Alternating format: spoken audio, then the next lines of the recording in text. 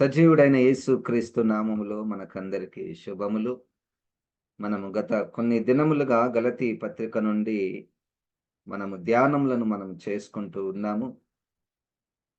శిలువ శ్రమలు ఒకవైపు, క్రీస్తు శిలువ శ్రమలు రక్షణార్థమైనటువంటి శిలువ శ్రమలు. ఒక క్రైస్తవుని లేకపోతే క్రైస్తవ సేవకుని యొక్క శిలువ శ్రమలు వారి వ్యక్తిగత ఆత్మీయ అభివృద్ధి కొరకై మరియు పరిచర్య ధర్మము జరుగునట్లును వాటి కొరకు సిలువను మోసుకొనుట. మూడవది, ఏవైతే ధర్మశాస్త్రము లేకపోతే లోక మూల పాఠములు వాటిని మనము శరీర క్రియలను, మానసేచ్ఛలను, విగ్రహారాధనను వాటిని మనము సిలువ వేయుట, అది మూడో రకమైనటువంటి సిలువ. ఈ మూడు రకాలైనటువంటి సిలువ మనకు గలతీ పత్రికలో కనబడుతున్నది. అయితే మనము ఆ రెండవ రకమైనటువంటి సిలువ గురించి, అనగా అపోస్తలులు లేకపోతే విశ్వాసులు లేకపోతే సంఘము సువార్తను ప్రత్యక్షంగా పరోక్షంగా సువార్తను ప్రకటిస్తున్నప్పుడు వారు వెళ్ళేటటువంటి సిలువ మార్గాన్ని కూడా మనం చేస్తూ ఉన్నాం. గలతీ పత్రికలో 1వ అధ్యాయములో 15వ వచనం, 15-16 వచనాలు. అయినను తల్లి గర్భమునందు పడినది మొదలుకొని నన్ను ప్రత్యేకపరచి తన కృపచేత నన్ను పిలిచిన దేవుడు నేను అన్యజనులలో తన కుమారుని ప్రకటింపవలనని. ఇక్కడ 3 స్థాయిలు మనం చూస్తాం, 3 స్టేజెస్. ఇక్కడ ఒక సేవకుడు తన గురించి మాట్లాడుకుంటున్నాడు. తన జీవితంలో జరిగినటువంటి 3 సంఘటనలు ఆయన గుర్తించి ఆయన మాట్లాడుతున్నాడు. మొట్టమొదటిగా ప్రత్యేకపరచి, తన తల్లి గర్భమునందు పడినది మొదలుకొని నన్ను ప్రత్యేకపరిచి, మొదటి కార్యము, అది మొదటి స్థాయి. రెండవ స్టేజ్ ఏంటంటే, ఇప్పుడు నన్ను పిలిచి, నేను పుట్టక మునుపు తల్లి గర్భములో ప్రత్యేకపరిచి, ఇప్పుడు ఆయన వయసు 30, 40, 50 సంవత్సరముల తర్వాత దేవుడు పిలిచి, అది రెండవ స్థాయి. సరే, పిలిచాడు, దేవుడు తనను పిలిచి. మూడవ స్థాయి ఏంటంటే, నేను అన్యజనులలో తన కుమారుని ప్రకటింపవలనని, అది పని. కనుక ఈ 3 స్థాయిలు, ఇది ఒక సిలువ మెట్లు. ఈ సిలువ మెట్లు అంతకుముందు ఎంత అద్భుతంగా ఉన్నది చూడండి. 13, 14 వచనాలలో ఈ లోక సంబంధమైనటువంటి మంచి స్థాయి, మంచి స్థితి, ఆరోగ్యముతో కూడిన ఐశ్వర్యముతో నింపబడినటువంటి జీవితము, మంచి సొసైటీలో, సమాజములో పేరు ప్రఖ్యాతులు గాల్చినటువంటి జీవితము, ఒక సుఖమయమైనటువంటి జీవితమును ఆ 13, 14 వచనాలలో పౌలు గారి జీవితంలో మనం చూస్తే, పూర్వమందు యూదా మతస్థుడై ఉన్నప్పుడు నేను దేవుని సంఘమును అపరిమితంగా హింసించి నాశనము చేయుచు నా పితరుల పారంపర్యాచారమందు విశేషాసక్తి గలవాడనై, పారంపర్యాచారాల విషయంలో మంచి ఆసక్తి కలిగిన వాడు, నా స్వజాతీయులలో సమాన వయస్కులైన అనేకుల కంటే యూదుల మతములో ఆధిక్యత నొందితినని నా నడవడిని గూర్చి మీరు వింటిరి. ఒక ఆధిక్యత, ఒక మంచి స్థాయి, ప్రభావము, మంచి పేరు కలిగినటువంటి ఈ యొక్క అపోస్తలుడైనటువంటి పౌలు గారి జీవితంలో 3 సంఘటనలు జరిగాయి. ఆ సంఘటనలు మన జీవితంలో మనము కూడా ఆయనను పోల్చుకుంటూ, నా జీవితంలో అటువంటిది కూడా ఉండాలని మనం కోరుకుందాము. తల్లి గర్భమున నుండి మనల్ని దేవుడు ప్రత్యేకపరిచాడు. హల్లెలూయా. ఎఫెసీ పత్రికలో దానిని ఇంకా లోతుగా మాట్లాడుతూ, విశ్వాసులనంట తల్లి గర్భము నుంచే మాత్రమే కాక జగదుత్పత్తి పునాదులు వేయబడక మునుపే అక్కడ దేవుడు మనల్ని చూచెను,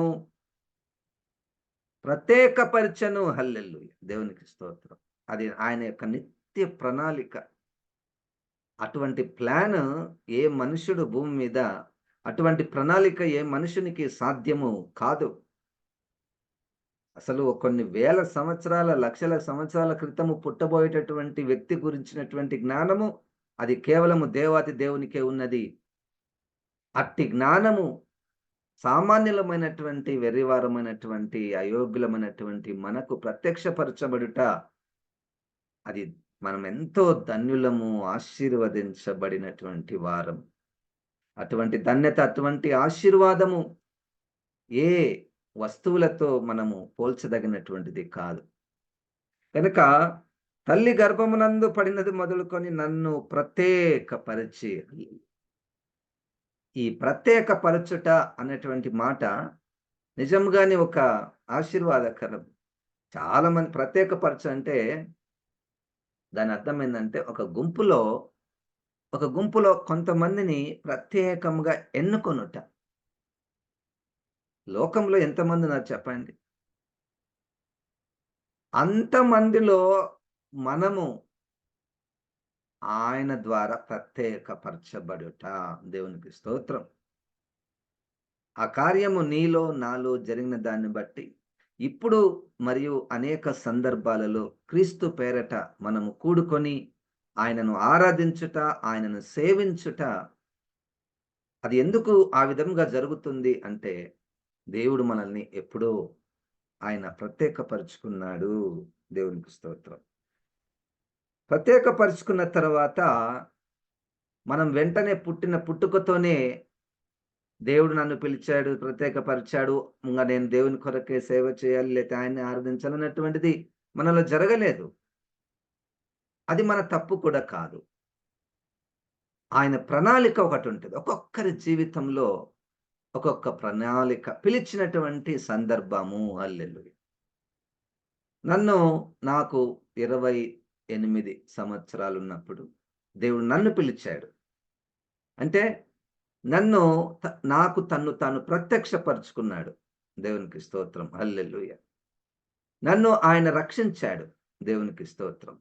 ఆ పిలుపు ఉన్నటువంటి సందర్భము, ఆ దినము యొక్క అనుభవము నీకు నాకు ఉండాలి. అదే రక్షణ దినము. మరి కొంతమంది చాలా చిన్న వయసులో దేవుడు వారిని పిలుస్తాడు. కొంతమందికి ఎక్కువ వయసున్నప్పుడు కూడా పిలుస్తాడు. అది ఆయన యొక్క ప్రణాళిక. దేవునికి స్తోత్రం. ఇక్కడ మనము అతిశయించడానికి ఏది కూడా లేదు. ఒక్కొక్కరి జీవితంలో ఒక్కొక్క ప్రణాళిక చొప్పున తన కార్యములు నెరవేరు నిమిత్తం ఏ వ్యక్తి ఎప్పుడు రక్షించబడవలెనో, ఎప్పుడు పరిశుద్ధాత్మ దేవుడు వాళ్ళ పాపాలని ఒప్పింప చేయవలెనో, అవన్నీ కూడా దేవుని యొక్క ప్రణాళికలో ఉన్నటువంటి విషయాలు. ఒకవేళ ఇప్పుడు మనం ధ్యానిస్తున్నటువంటి సమయానికి దేవుని యొక్క రక్షణ పిలుపు అన్నటువంటి అనుభవము మనకు లేకపోతే, ఇదిగో పరిశుద్ధాత్మ దేవుడు మన దగ్గరికి వస్తున్నాడు. ఆ ఎలియాజరు గారు ఆ రెబెకా గారి కొరకు వెతుకుతూ వచ్చినట్టు, తండ్రైనటువంటి ఆ దేవుడు పరిశుద్ధాత్మను మన దగ్గరికి పంపిస్తూ ఉన్నాడు. యోహాను సువార్త 16వ అధ్యాయము 8వ వచనములో ఆ పరిశుద్ధాత్మ దేవుడు మనల్ని పాపములను ఒప్పింప చేసేవాడు. నీతి మార్గాన్ని మనకు చూపించేవాడు. ఇదిగో ఆయన మనల్ని పిలిచినప్పుడు ఆ పిలుపునకు మనం లోబడి ఆయన దగ్గరికి మనం రావలెను. ఆయనయే మనకు ప్రభువును, మనకు రక్షకుడు అని మనం గుర్తించి మనము ఆయన దగ్గరికి రావాలి. దేవునికి స్తోత్రం. అదే రక్షణ దినం. ఒకవేళ ఆ విధమైనటువంటి కార్యం జరగకపోతే, ఇది పరిశుద్ధాత్మ దేవుని యొక్క స్వరముగా నువ్వు గుర్తిస్తే, నీ పాపములను ఒప్పుకొని క్రీస్తే రక్షకుడని నువ్వు అంగీకరించి రక్షణ పొందవలెనని దేవుడు ఈ ఉదయకాల సమయములో నీతో నాతో మాట్లాడుతున్నాడు. రక్షించబడినటువంటి వారిని బట్టి దేవునికి వందనాలు. అటువంటి రక్షణ కార్యంలో మన ప్రయత్నం ఏమీ లేదు. కేవలము ఆయననే తన రక్షణ కార్యాన్ని ప్రారంభించాడు. మనల్ని ఆయన రక్షించాడు. దేవునికి స్తోత్రం. మొదటి స్థాయి మనల్ని ప్రత్యేకపరిచాడు. అది మనకు అప్పుడు తెలీదు. ఇప్పుడు తెలుసు. రెండవది దేవుడు మనల్ని పిలిచాడు అనగా రక్షించాడు. ఇక మూడో స్థాయి ప్రకటింపవలెనని ఆయన నాకొక పని అప్పగించాడు. అన్యజనులలో తన కుమారుని ప్రకటింపవలెనని. దేవునికి స్తోత్రం. అంటే ఇప్పుడు మనం సువార్త అనేటువంటి ఆ మ్యాక్రో థీమ్‌ని మనం ధ్యానం చేస్తూ ఉన్నాం కాబట్టి, ఏమి ప్రకటించాలి అంటే కుమారుణ్ణి. కుమారుడెవరయ్యా అంటే మళ్ళా యేసుక్రీస్తు. యేసుక్రీస్తుని గురించి ఏం చెప్పాలి? యేసుక్రీస్తు చాలా మంచివాడు. యేసుక్రీస్తు అద్భుతాలు చేయవాడు. యేసుక్రీస్తు మంచి బోధలను బోధించేవాడు అని చెప్తూ, వాటన్నిటిని యేసుక్రీస్తు రక్షించేవాడు. ఆయన రక్షించినప్పుడు ఇవన్నీ ఆయన రక్షణకు గుర్తులుగా మనలో జరిగే కార్యాలు అని మనము ఇతరులకు ప్రకటించుటయే సువార్త. తన కుమారుని ప్రకటింపవలెనని. ఆ ప్రకటించుటలో మరలా 2 భాగాలు. ఒకటి మనం నోటి ద్వారా, లేకపోతే మనం నేర్చుకున్నటువంటి దాని ద్వారా, మనం విన్నటువంటి ద్వారా మనము ఇతరులకు ప్రకటించుట. రెండవది 16వ వచనంలో ఉన్నది. ఆయనను నాయందు బయలుపరుపననుగ్రహించినప్పుడు మనుష్య మాత్రులతో నేను సంప్రదింపలేదు. నాయందు అనుగ్రహించినప్పుడు ఒక అనుగ్రహం, ఒక బ్లెస్సింగ్ దేవుని ద్వారా పౌలు గారు ఒక బ్లెస్సింగ్ పొందుకున్నాడంట. అందుకని ఆ మాట నాకు దేవుడు అనుగ్రహించాడు. ఏం అనుగ్రహించాడంటే, నేను నీ యందు ప్రత్యక్షపరచబడాలి. అది బయలుపరచాలి. దేవుడు తన్ను తాను మనుషుల ద్వారా ప్రత్యక్షపరచుకోవాలని ఒక పద్ధతి. సృష్టి ద్వారా తన యొక్క అదృశ్య లక్షణములు, నిత్యత్వము, నిత్య శక్తి సృష్టి ద్వారా అది జనరల్ రెవల్యూషన్. సాధారణంగా అందరికీ భూమి పుట్టినది మొదలుకొని, ఇదిగో దేవుడు ఉన్నాడు, దేవుడు శక్తిమంతుడు అన్నటువంటి, ఆయన నిత్యుడు అన్నటువంటి ఆ సందేశము సృష్టి ద్వారా, సృష్టింపబడినటువంటి వస్తువుల ద్వారా ప్రత్యక్షపరచబడుతున్నదన్నటువంటి విషయము రోమాపత్రికలో 1వ అధ్యాయము 18 వచనం నుండి మనం చూస్తాం. ఇక్కడ రెండవ పద్ధతి, ఇదిగో తాను ప్రత్యేకపరిచి పిలిచినటువంటి వారి ద్వారా కూడా దేవుడు తన్ను తాను బయలుపరచుకోవాలనుకున్నాడు, ప్రత్యక్షపరచుకోవాలనుకున్నాడు. సులువైనటువంటి మాటలో మన జీవితాలే ఒక సువార్తగా ఉండుట. దేవునికి స్తోత్రం. అందుకని చాలామంది మనము 5వ సువార్తగా ఉండాలి. 4 సువార్తలు మనకు బైబిల్‌లో ఉన్నాయి కదా! మనము 5వ సువార్తగా ఉండాలి.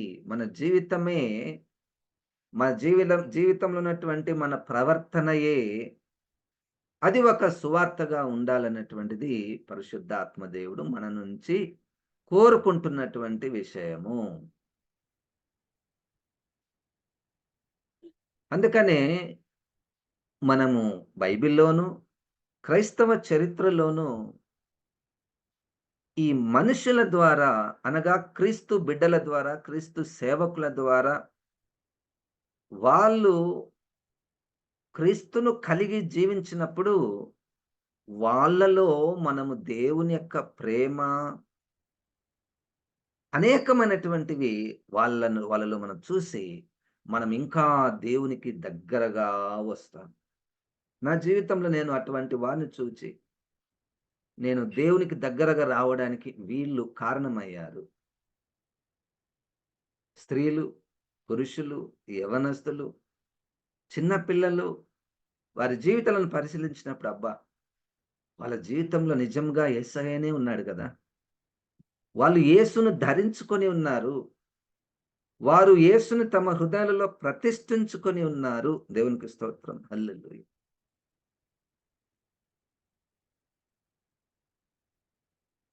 నిన్నటి దినమున నేను ఒకరితో కలిసి భోజనం చేస్తుంటే నలుగురం 6 మంది భోజనం చేస్తాం. ఒక వ్యక్తికి ప్లేట్‌లో భోజనం పెట్టారు. కూర వేశారు. అయితే ఆ వ్యక్తి కూరను వదిలిపెట్టాడు. ఎక్కువ తినలేదు. కొద్దిగా తిని ఆ ప్లేట్ అట్లనే కొద్దిగా ఉంది. అయితే ఆ గుంపులో ఉన్నటువంటి ఇంకొక వ్యక్తి ఆ వ్యక్తిని అడిగాడు, "అయ్యా! నువ్వు మరి ఆ కూర తింటావా? తినవా?" అంటే నేను తినను అన్నాడు. "అయితే నాకెయ్యి" అన్నాడు. వీళ్ళిద్దరూ బంధువులు కాదు. వీళ్ళిద్దరూ ఒక ప్రాంతంలో నివసించేవారు కాదు. వేరు వేరు వాళ్ళు. కానీ ఈ వ్యక్తికున్నటువంటి మనస్సు నేను చూచినప్పుడు దేవుడినెంతగానో నేను స్తుతించాను. హల్లెలూయా! దేవునికి స్తోత్రం. ఆ మనస్సు, ఆ ఆలోచన అంటే మనకదే ఉండాలనేటువంటిది కాదు గానీ, ఒకవేళ అది నన్ను ప్రభావితం చేస్తే, ఆ సంఘటన, ఆ దృశ్యము నేను ఆలోచన చేస్తే అది మంచిదేనా? దేవునికి స్తోత్రం. నేనెందుకు అది పాటించకూడదు? హల్లెలూయా! మనం ప్లేట్‌లలో పెట్టుకున్నప్పుడు ఆ భోజనం భోజనం తప్ప మనకు వేరేది కనపడనటువంటి స్థితిలో కొంతమందుంటారింక. నా ప్లేట్‌లో ఏమేముంది? ఏమి కావాలి? దాని మీద ఎంత దృష్టి ఇతరుల ప్లేట్‌లలో ఉందా? లేదా? ఇప్పుడు చేసినటువంటి పదార్థాలు అందరికి సరిపోతాయా? లేదా? అని చూడనటువంటి పరిస్థితి. అంటే మనకు మన మైండ్ బ్రాడ్ గావాలి. ఎప్పుడైనా భోజనం చేస్తున్నప్పుడు ఒక గుంపులో గాని, కుటుంబంలో గాని, లేకపోతే సహవాసంలో గాని, మనం తినేటటువంటి భోజనము చేస్తున్నప్పుడు ఈ దృష్టి మనం కలిగి ఉండాలి. అందరికి దొరుకుతుందా? అపోస్తల మొదటి కొరింథీ 11వ అధ్యాయంలో ఇదే సమస్య. ఎవ్వరికి దొరికినా, దొరకకపోయినా నాకు సంబంధం లేదు. నాకు మాత్రం ఇంత కావాలి. చూడండి మన జీవితము ద్వారా క్రీస్తును మనము బయలుపరచుట, ప్రత్యక్షపరచుట, అది దేవుడెన్నుకున్నటువంటి ఒక మంచి సువార్త ప్రకటించే పద్ధతి హల్లెలూయా. ఒక సంఘటన ఇంకా ఎన్నో సంఘటనలు. నా జీవితంలో అటువంటి వారిని నేను ఎంతమందినో నేను చూసాను. దేవునికి వందనాలు, వందనాలు, వందనాలు. వారి జీవితాలను బట్టి దేవునికి వందనాలు. నీ జీవితాన్ని బట్టి ఎవరైనా నేర్చుకునే జీవితము నీకుండాలని నువ్వు కోరుకో. నన్ను జూసి వాళ్ళు ఏం నేర్చుకోవచ్చు? నన్ను చూసి వాళ్ళు ఏం నేర్చుకోవచ్చు? నాలో ఏ విషయంలో వాళ్ళు క్రీస్తుని చూడవచ్చును? హల్లెలూయా!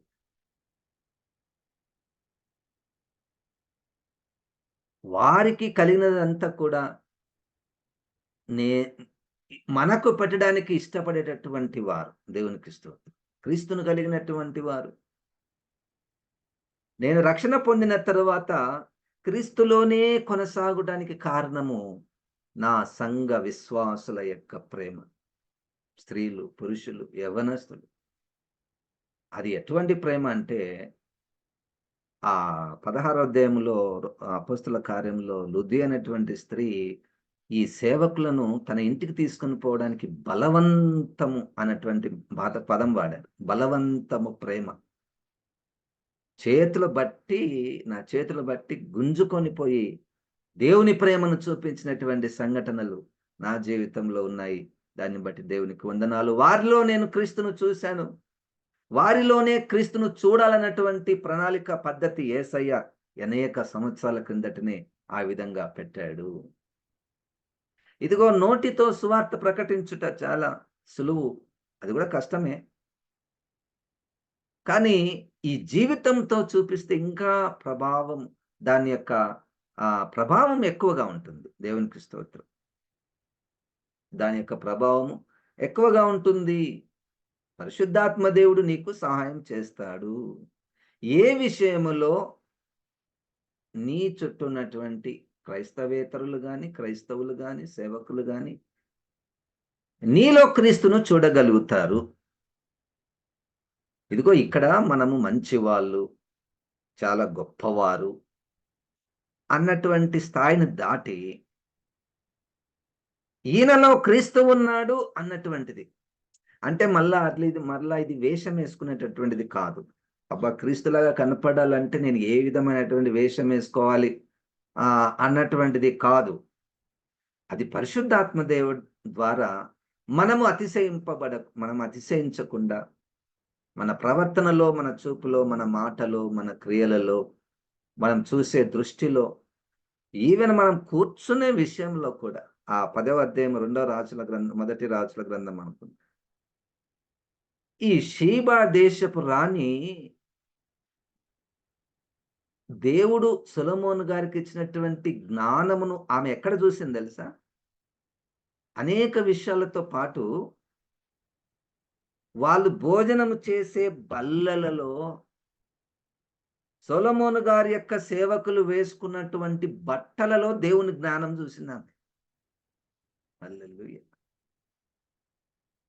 ఇప్పుడు ఒక రాజు దగ్గరకొస్తే ఈ సేవకులం గురించి, ఈ పనోళ్ళను చూసేటటువంటి దృష్టి చూడండి. సొలొమోను గారి దగ్గర పని చేస్తున్నటువంటి పని మనుషులను చూచే దృష్టి ఏం దృష్టి?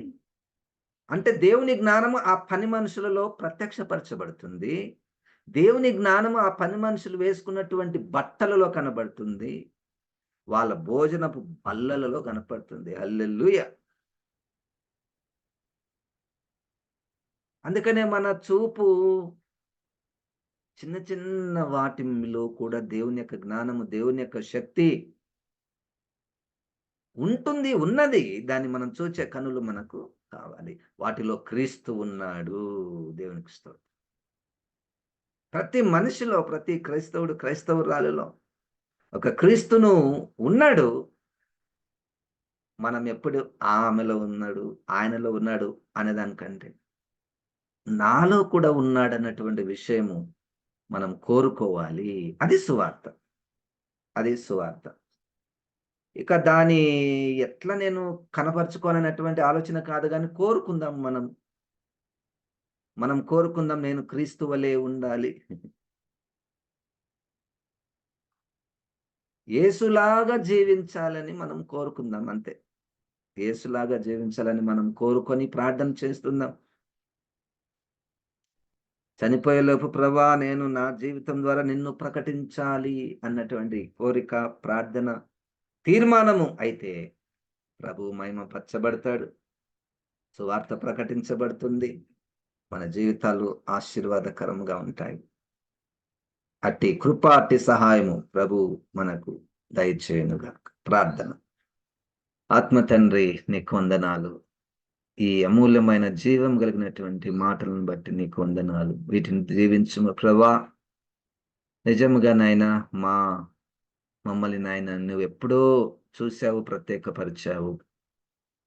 మమ్మల్ని రక్షించావు ప్రభా. మరియు మా ద్వారా నీవు బయలుపరుచుకోవాలని నాయన నీ యొక్క ప్రణాళిక చిత్తమై ఉన్నది.